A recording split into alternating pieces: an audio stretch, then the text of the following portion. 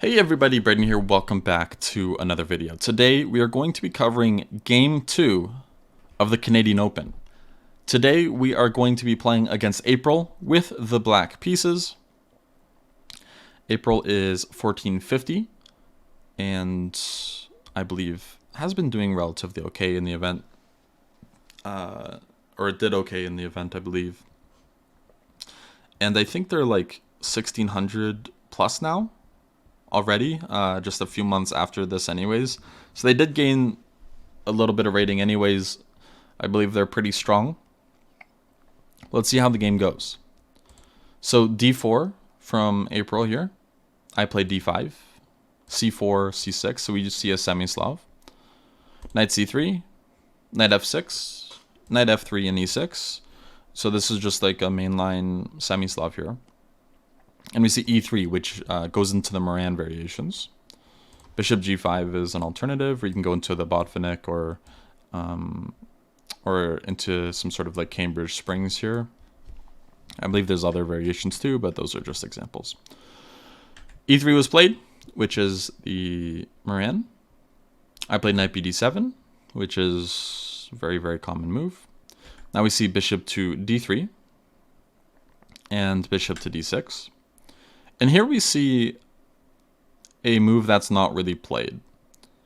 And it's mainly because it's not really that accurate. And it's c takes d5. Why is c takes d5 not necessarily the greatest move? This is more of a theoretical thing, and maybe it's not as big of a deal, but I think it's still interesting to talk about for these Queen's Gambit decline structures.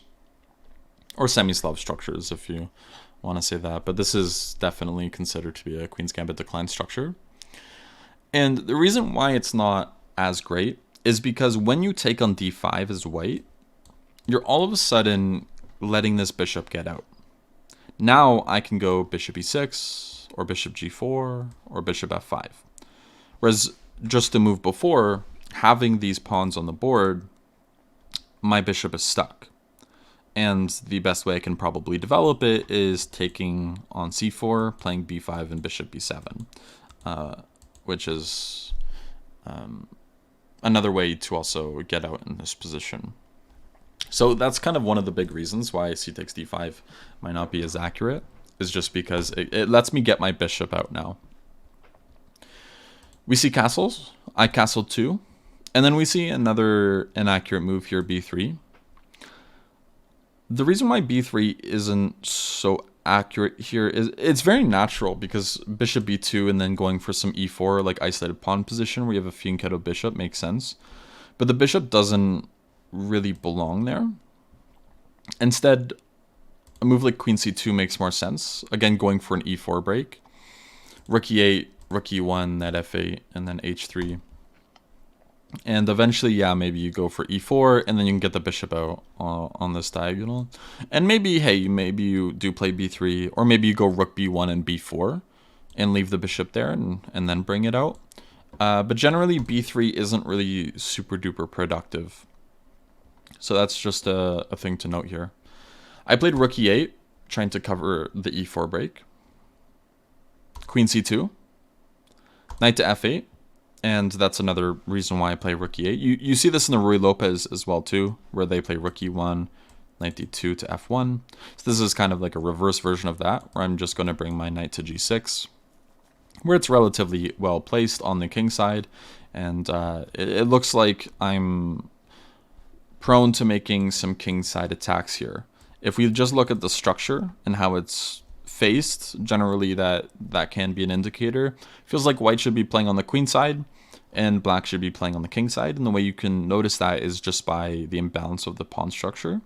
So when we look at the base, or the center pawn for them and then the center pawn for me, we draw an arrow from its base to its center, and then same for me. Generally, the arrow and where it's facing is where you attack. So we can see that mine is attacking the king side, so it generally feels like that's going to be where we're attacking. Yeah, that's just a piece of information there. So knight f8, bishop to b2 was played, queen to e7, and the idea of queen e7 is a little tricky. I want to play knight e4. And that's just to prevent their ideas of playing e4, because it feels like they're really, especially after bishop e2, it feels like they're really trying to go for it. And after rook fe1, it's very clear that e4, if they can play it, they're going to. So I just put my knight there. And my opponent played h3, which feels like it's not really correct here. Just because it's a little slow. And my ideas are just to go knight g6, knight h4, maybe trade, sacrifice on h3, and get a pretty big kingside attack. And it's good that I haven't made any pawn movements, because I can easily play something like rook e6 to h6 or g6. There's a lot of arrows there, but relatively simple plan of just going unga bunga. We see knight g6, and again, this knight h4 might pop up. We see bishop takes e4 now, and I, of course, take back. I think that makes the most sense. And after knight to d2, I made a mistake here. Objectively, I should be better. h3 was not really that well timed, because my attack is coming relatively quickly. But I made a move that slows down my attack quite a bit and was completely unnecessary, whereas I could have played a different move that has the same idea in concept, but also lets my attack get in quicker. And the move that I played was f5. If f5 isn't the correct move here, I think it's not completely unobvious, or it should be a bit easier to see what the move should be. And that's bishop f5. Because we need to defend e4. This is a big thing we need to do. Why is bishop at f5 better than f5? Bishop f5, I was a little concerned about g4. But we can immediately start calculating here and realize why g4 is not good. And that starts with queen h4. So if they take, then we can take, and this is just going to mate bishop h2, bishop g3, queen h2, queen f2, for example. This won't last long. And if they try taking, or try playing king g2, this also just doesn't work. Bishop takes, queen takes g4, king f1, queen h3 check, king e2, and then this funny move, queen h5 check, which is really nice. The idea is trying to push them back to f1 and then try to bring more pieces in, like rook e6 or knight h4. Yeah, so f3 feels like maybe a more challenging try, because the other one feels like it's definitely going to lose. This one at least feels like it might put up some resistance, but the truth is it really doesn't. After e takes f3, knight takes f3, we can play knight h4, forcing rook f1, and then at the very least we have bishop f4, which immediately just causes problems. There are other moves that win here, but this one looks quite appetizing at the very least, just because there's already problems with sacrificing on e3. Like if knight d1, there's already potential e3 sacrifices in the air. I think this should probably work, if I'm not wrong. And then rook e8 check.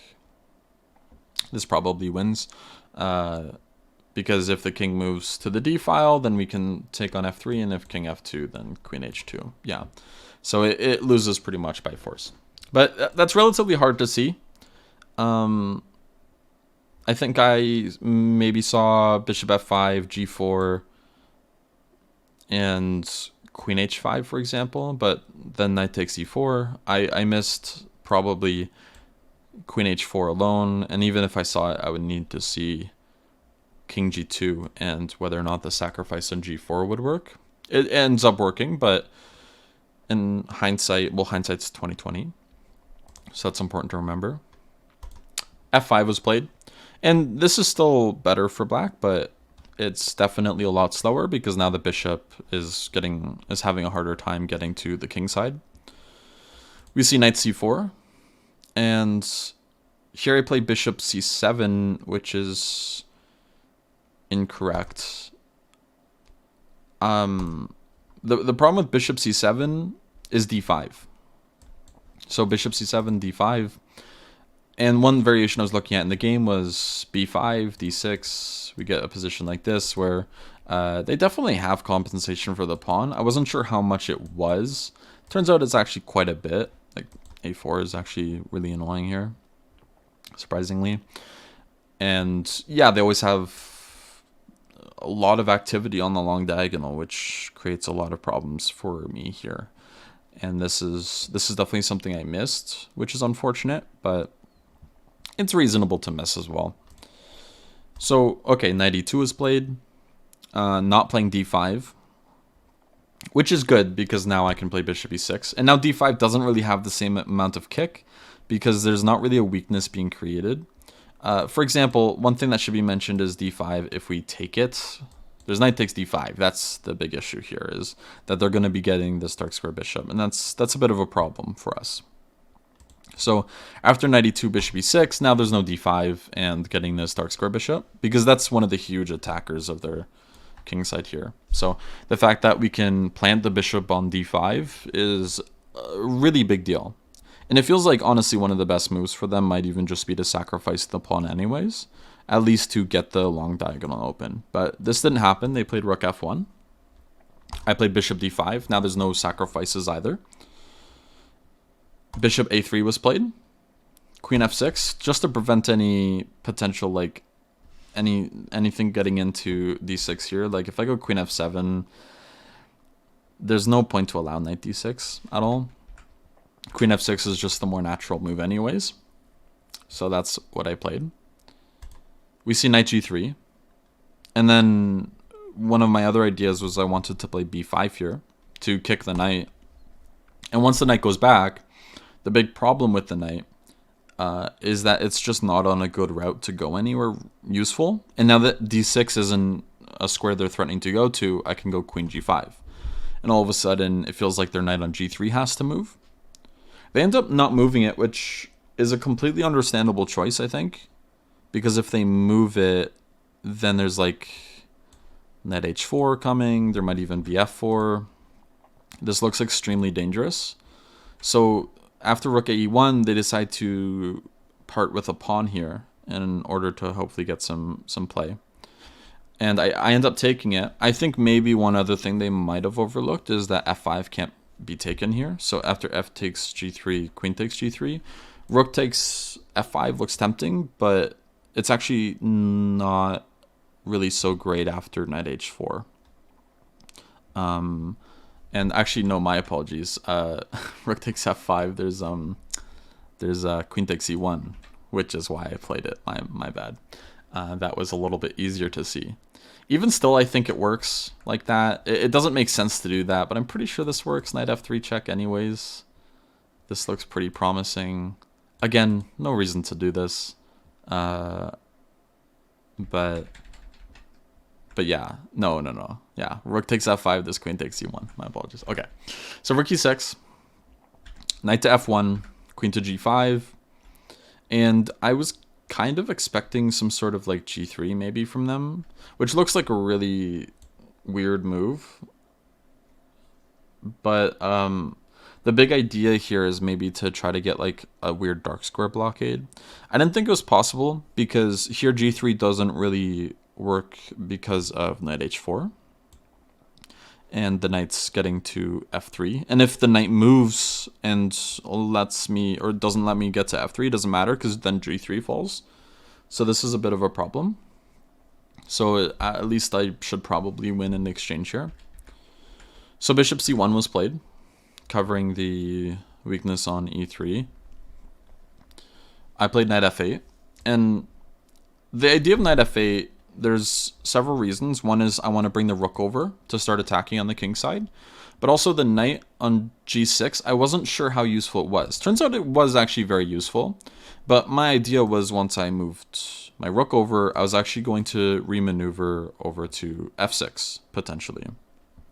As it felt like it might be more useful there. I wasn't 100% sure. But I also wanted it on d7 to prevent queen c5. We see rook f4.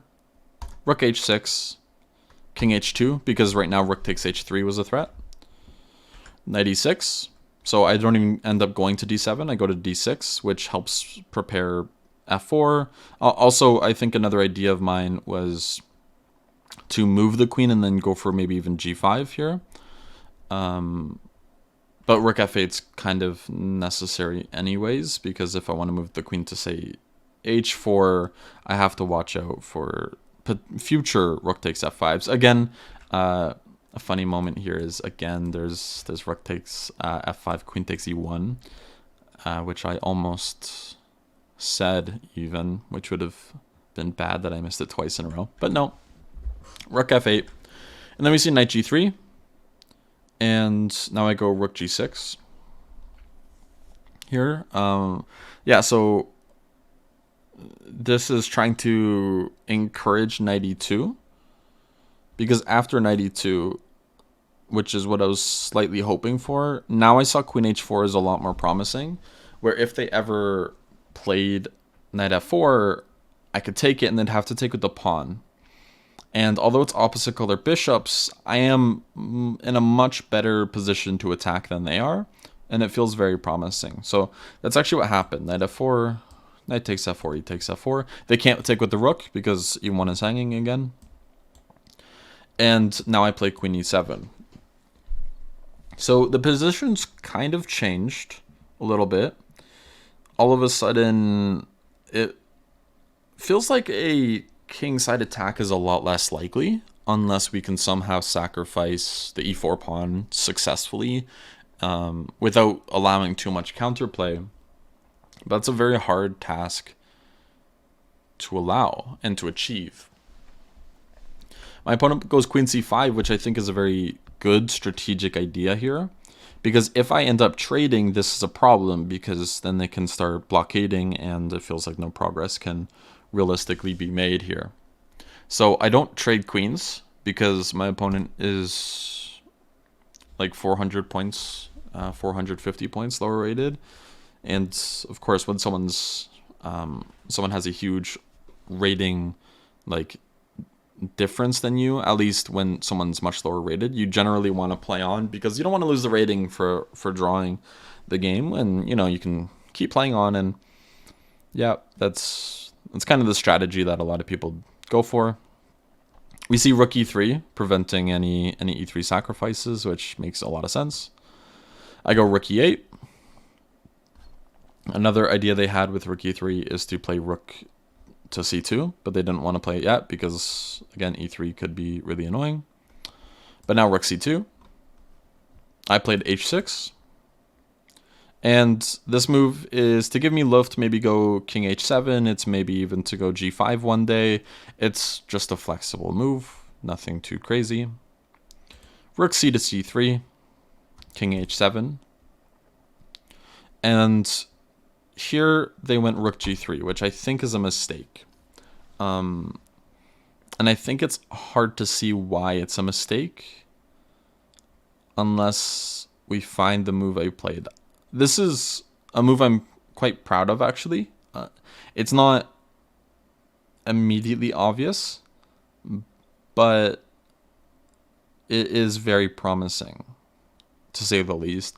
And it has to do with trying to exploit a specific weakness for white. So what is white's weakness? I'll give some time to pause the video if you'd like it. Hopefully that was enough. I think the weakness here is the fact that their queen is quite far away from their king side, and their king could be vulnerable to attack. So I started with the move e3, which isn't immediately obvious, but I calculated here that g2 is very likely to fall in these variations. So I was pretty happy with my calculation here. So bishop takes e3 is important to look at. After bishop takes e3 here, we can take on g3, takes on g3 here, and then we can play a move like queen e6, I believe. Queen e6 looks reasonable. And we're just going to play queen g6. e3 will be hard to defend, and also g2 will be hard to defend. Feels like something's about to fall here. There's also queen f7, which has roughly the same approach with queen g6. Because let's just say king g2, queen g6, they're not in time to play rook c2 because now e3 hangs. So that's important to see there. Yeah, so instead, rook c takes e3 was played, which looks like it actually might defend everything, but it's not true. And it's because rook takes e3 first. This is very important. So if rook takes on g6, then I think an important move here at the very least is rook takes h3. This should be fine for us. King takes or pawn takes or something. Let's just say king takes, and then we can just take back. We had a desperado here, and it feels like the king side attack is actually still going to go on because we can bring the queen over, and the fact that they do not have the h3 pawn feels like it plays a huge role into the position. Also, the open e-file somehow is also a big deal because there's more potential for attacking for our queen getting in, and their bishop's not really doing anything. If this pawn were gone, maybe it'd be a different story, because then they get something along diagonal, but funnily enough, despite them having two central pawns, it's actually more of a hindrance than a strength. So they played bishop takes e3, but the problem with bishop takes e3 is now I can take on g3 and give a double attack with queen e8. And queen e8's a double attack because we're threatening queen g6 check, followed by queen takes g2, and we're threatening to take on e3.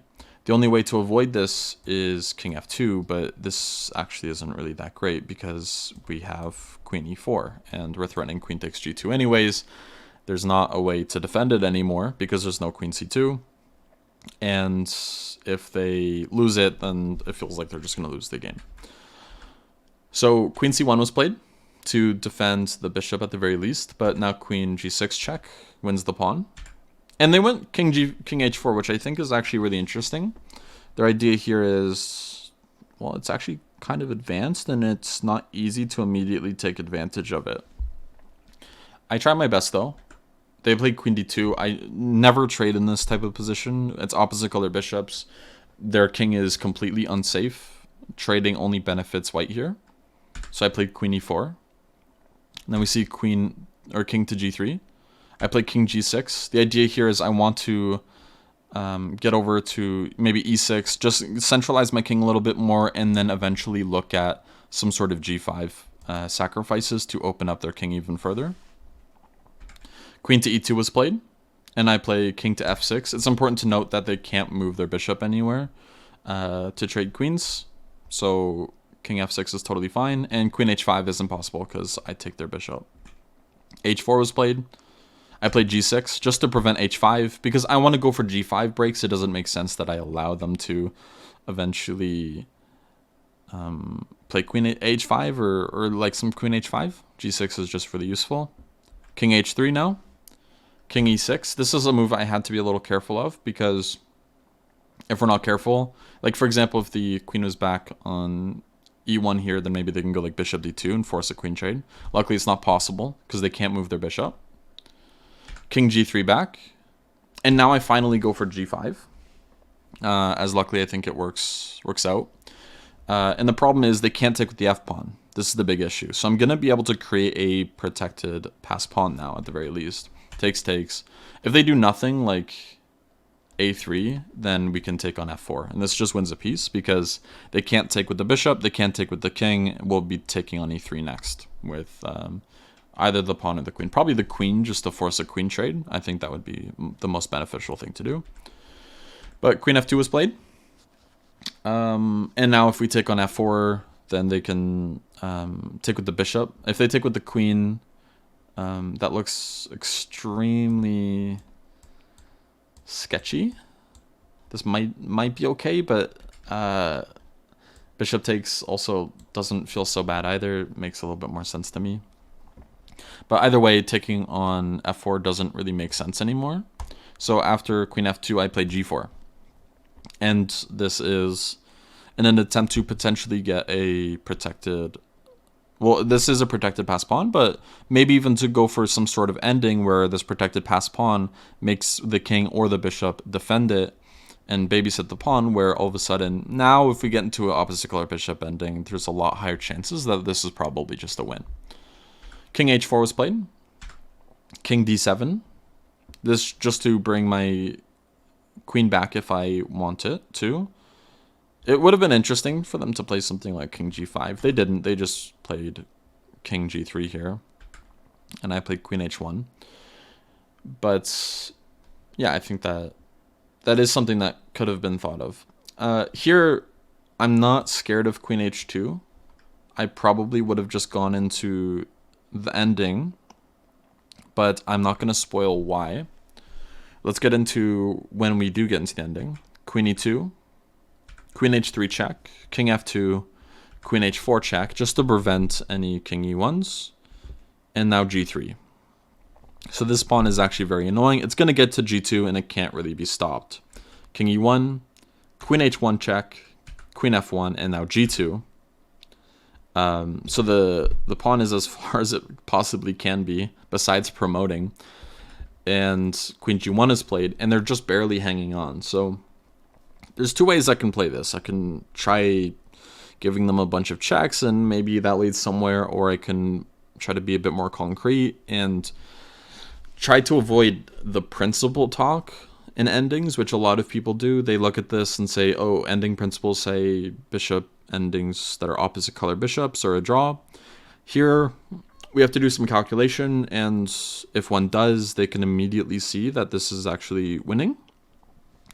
So I think I spent a little bit of time here just to double check. It doesn't hurt to, but because the pawn's on g2, it's extremely far advanced. Something's going to have to babysit it for the rest of the game. And what that means is one piece is going to be on the king side for the rest of the game, especially because this d4 pawn's so in the way. And because the king or the bishop will have to be there when we go to the queen side, or the king side, I guess. Yeah, this is the king side. This is the left side is the queen side, I guess. But if we... No, the left side is the king side. My apologies. The right side is the queen side. If we go to the queen side, all of a sudden it's two pieces versus one, because one of their pieces is going to be babysitting for the rest of the game. So I ended up taking. And after bishop takes g1, there's a key move that I saw here that I think is extremely important. It's b4. And the idea of b4 is there's a few reasons. First off, it prevents white from potentially trying to trade off anything. Also, it completely limits that side of the structure, and it controls the opposite like color complex from our own pieces, which is extremely helpful here because, well, we can try infiltrating on the light squares, but I don't know how far we'll get. Whereas when we play b4, it's actually very hard for them to make any counterplay by trying to enter our position. So what happened here was king d2, a5, bishop e3, king e6, and I have a very slow idea. There's a few, so I could bring my king over to the king side and just try to push the pawn. And at a right moment's notice, I could play bishop e4 to b1, or I could do what I did in the game, which is the immediate bishop to e4. Here they should play d5. They didn't, but I think this is the best try for something here. But this actually just doesn't work, I believe, because bishop to a1, bishop takes a5. Actually, yeah, and then promotion. So they're just like one move too slow. And here, actually, yeah, c5 makes a lot of sense as well. Like, instead of trying to promote or anything. And the idea here is they go to protect the promotion square, and then we have a4 actually. And this is a huge problem because now we are going to be promoting by force. There's nothing that they can do. Let's just say king g1 as a shuffle move. Because if they take, I think it's relatively self-explanatory that this is going to be promoting. They can try something like bishop d8, trying to get to the long diagonal. I don't really think it works for that long though. At the very least, c3 seems to do the trick. We can just bring our king in after that, like bishop f6 they should probably play to prevent c2, bishop b2, but we just don't play c2 yet. We can just slowly go to the other side of the board because their king is stuck babysitting. So now we, like, they shuffle, and this is just going to be a win. That doesn't really have to be calculated, though. You can kind of do that on instinct. So even though d5 check is probably the best way to play, there's not really much that can be done anyways, because the counterplay isn't existent without the king on f2. And even still, it looks quite promising. Like, if he lost the move somehow, like even bishop b1 makes sense. King f2, bishop takes, or bishop takes a2, bishop takes a5. Unfortunately, there's also c5 here, which should be winning. There's just too many variations, and they're just down way too much on time. But all right. King to d2 was played instead of sacrificing the pawn. King to d5. King to e2 back, and now bishop to b1. So pretty much just giving up the pawn. I don't care about it anymore, because if they try going for it, my king gets in. Like, for example, king f2 looks like a good idea, but then you see king e4. First off, I don't even need king e4. I have bishop takes a2, and then bishop takes b3, which is definitely winning. Like, these pawns are just going to promote. But even if I didn't, and I relied on king e4, I think this is also totally fine, because maybe d5 here takes in bishop b6 is their best chance. But even king takes f4 or king d3 looks way too promising. Bishop takes a5, king c3. Looks like even the d pawn's going to promote, and the a and the b pawns are going to be lost. a3. Maybe I should have looked at this. But in general, I don't think the result should change. Yeah, maybe that's completely unnecessary. Bishop takes a2 is definitely just going to be enough. So no reason to get fancy there with king e4. But king d2 was played, and now I play king e4 and get a little fancy. Because the difference here with the king on d2 is that it just doesn't matter if they play d5 and bishop b6, because they can't do anything. If they try to play bishop b6, bishop b6 already loses because of d4, and the pawn promotes. So you can end that line there. And there's not really anything else to look at. If they just give up the pawn, then we're just going to play d4 or something similar anyways. And potentially just take on a2. So, okay, king e2 was played. I took on a2. King f2. Bishop takes b3. And the problem is they can't take on g2 because I win their bishop. So they play bishop c1. And I could take on d4. I didn't see the point. I played bishop d5 with the idea of if they take, I can bring my king over really fast. And it's on a relatively good square. And these pawns will just promote. So they took king d... I actually took the pawn on d4. I don't even think it was necessary. I think king d3 check and king c2 also just completely wins here. But I took the pawn, king c3, king c2, and then b3. And my opponent resigned here. They can take on a5. It doesn't matter. I just push b2, and the pawn goes through. So that's why my opponent ended up resigning in this position. This wasn't such a bad game. I was relatively happy with it for the most part. I think there were some hiccups in my opening, especially with bishop c7. I think that was the biggest error in my play especially. But everything else is relatively smooth, and I was pretty happy with finding this sacrifice e3 if I can find it. Where is it? Yeah, e3 right around here. There we go. I was pretty happy with this e3 sacrifice, calculating that there's problems with either queen e8 or something with taking or taking on... well, actually only taking on e3 was... or I guess taking on g3 was a solution, one of them, because if they take with the bishop. But anyways, yeah, that's not really too important. The main thing for me that I was quite happy with, again, was calculating that e3 should be working out for me. That's going to cover it for this game. Round 2 was a pretty long one. This was 73 moves. So definitely one that made me tired by the end of it. But that's going to cover it for round number 2. Hopefully that was interesting. And I will see you all in round number 3. Have a good one. Bye-bye.